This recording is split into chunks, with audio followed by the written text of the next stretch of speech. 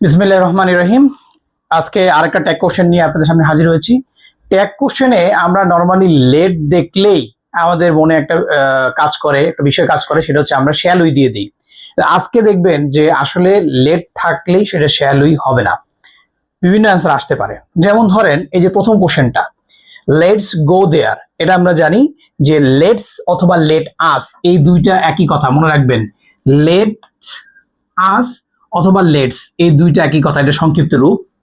এইটা থাকলে আমার অ্যান্সার হবে শ্যাল উই, এটা ঠিক আছে।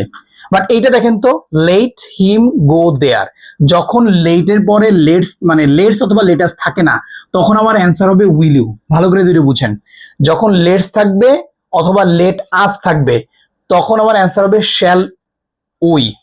আর যখন লেটের পরে অন্য কিছু থাকবে, হিম হার দেম দেয়ার, এরা যখন থাকবে তখন অ্যান্সার হবে উইল ইউ। কিন্তু আরেকটা দেখেন, এখানে একটা সাবজেক্ট দেওয়া আছে আগে হি, এরপর আছে he let me do the work. এখানে আবার লেটটা ভার্ব হিসেবে ব্যবহৃত হয়েছে। এখন আমরা জানি যে লেটের তিনটা ফর্ম একই, লেট লেট লেট। এখন এইটা কোন ফর্মে আছে? এটা আসলে বি টু তে আছে।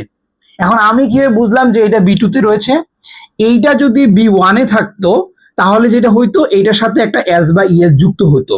তো যেহেতু এস বা ইএস যুক্ত হয় নাই, তার মানে এটা হচ্ছে পাস্ট টেন্স, এই কারণে আমরা দিছি ডিডেন্ট, এবং সাবজেক্ট রয়েছে হি, এই কারণে অ্যান্সার হচ্ছে ডিডেন্ট হি। তাহলে কি বুঝলাম? লেটস অথবা লেটেস থাকলে শ্যাল উই, লেটের পরে এটা না থেকে যদি অন্য কোনো সাবজেক্ট অবজেক্টিভ ফর্ম থাকে তাহলে সেটা হবে উইল ইউ।